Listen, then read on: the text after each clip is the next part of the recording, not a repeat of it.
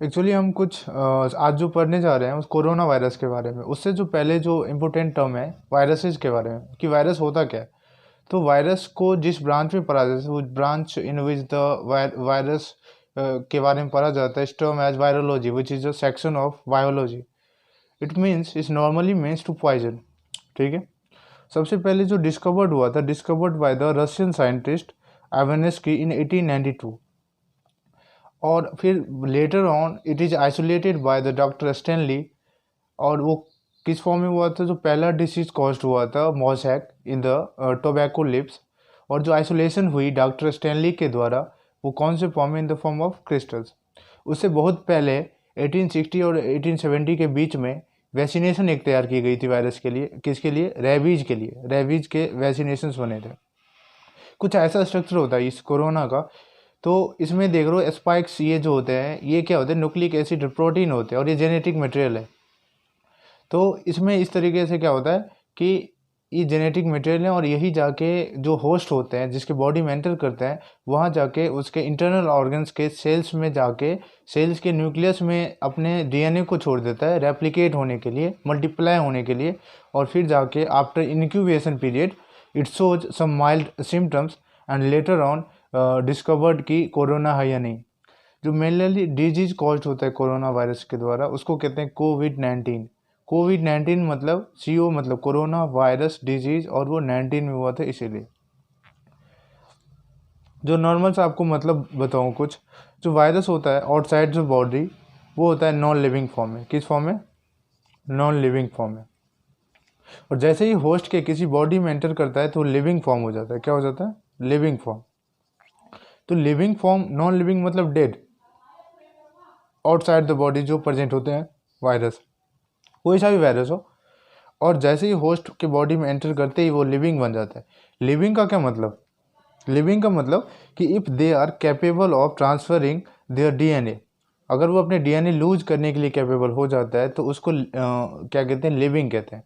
तो जैसे ही होस्ट के बॉडी में एंटर करता है, तो एंटर करने के बाद हमारे जो पास जो WBC है, जो एंटीबॉडीज प्रोड्यूस करता है, और उसमें जो कंपोनेंट प्रेजेंट है होते हैं WBC में, जैसे मोनोफिल्स हैं, बेसोफिल्स हैं, लिम्फोसाइट हैं। ये जो लिम्फोसाइट है, ये काफ़ी ज़्यादा इंपॉर्टेंट चीज़ है। लिम्फोसाइट क्या करता है? वो डिटेक्ट करता है, सबसे पहले डिटेक्ट करता है कि वायरस आपकी बॉडी में एंटर हो चुका है। फिर उसके साथ ये, अगर ये कैपेबल होता है, अगर आपके इम्यून सिस्टम अच्छे होते हैं, तो these are capable of fighting against viruses, और उसको फिर ख़त्म कर देता है। अगर आपके लिम्फोसाइट कैपेबल नहीं है, अगर इम्यून सिस्टम वीक है आपका, तो लिम्फोसाइट पे पहले वायरस अटैक करता है, फिर इसको ख़त्म कर देता है। और फिर ख़त्म करने के बाद जैसे ही लिम्फोसाइट ख़त्म हो गए, तो कोई भी रिस्ट्रिक्शंस और बैरियर प्रेजेंट नहीं है आपकी बॉडी में। जो WBC में जो प्रेजेंट थे, जो बैरियर थे, जो अपोज कर रहे थे वायरसेस को, वो अब लॉन्गर प्रेजेंट है ही नहीं। तो कौन अगेंस्ट करेगा, कौन उसको अपोज करेगा वायरस को? तो उसके बाद आपके बॉडी में एंटर करता है।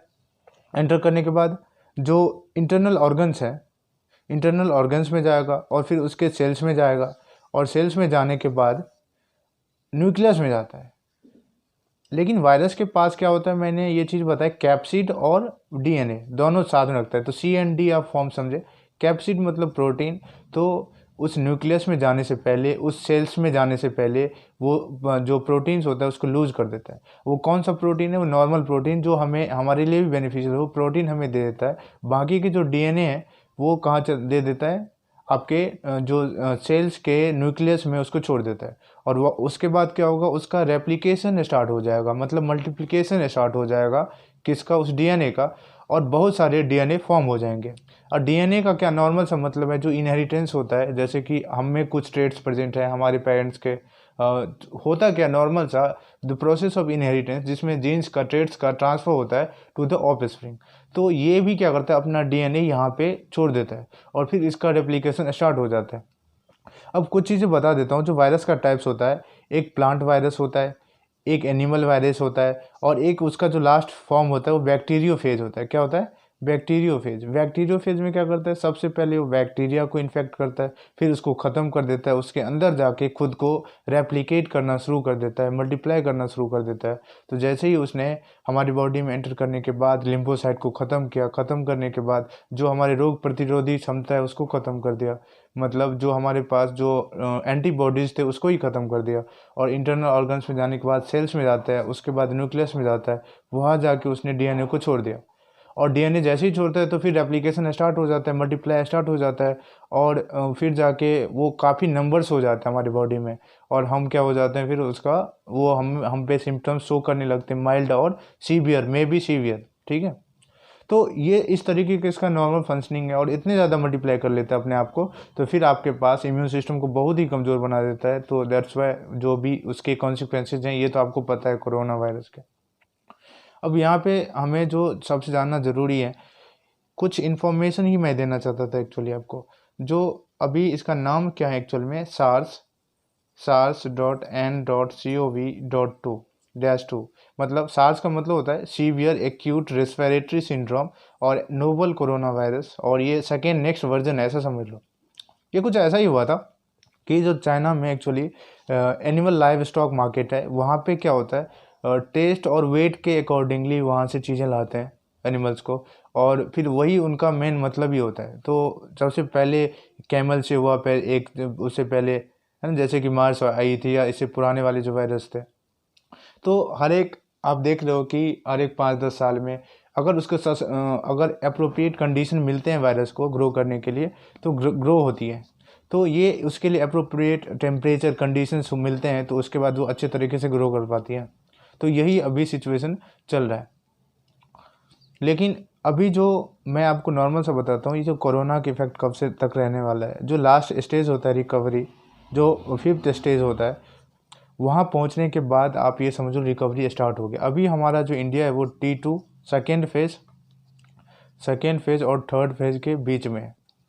मतलब अभी जो आपके पास नंबर ऑफ इन्फेक्टेड पर्सन है, अगर if it will be multiply by 5 times और 3 टाइम्स, तो it will enter into the third phase and fourth phase, तो which will be more complicated than no. तो ये चीज़ें हैं, कुछ इसको जानना ज़रूरी है। अभी मैं चाइना की बात करूँ तो वहाँ पे रिकवरी फेज चल रहा है, और वहाँ पे फर्स्ट वीक ऑफ अप्रैल से जो है ऑफिशियल्स फिर से रीऑर्गेनाइज होना शुरू हो जाएगा। तो इसमें बस प्रिकॉशंस ही बेहतर है, उस पर ज़्यादा ध्यान दें, और ज़्यादा जो क्राउड प्लेसेस हैं, मतलब एक इन्फेक्टेड पर्सन अगर उस surrounded by if one infected person is surrounded by 100 people, तो ये गारंटी है, ये ज़्यादातर चांसेस है, मैक्सिमम चांसेस हैं कि 100 इफेक्टेड हो सकते हैं। तो अपने आप को बचाओ ही ये सबसे बेहतर तरीका है अभी के लिए।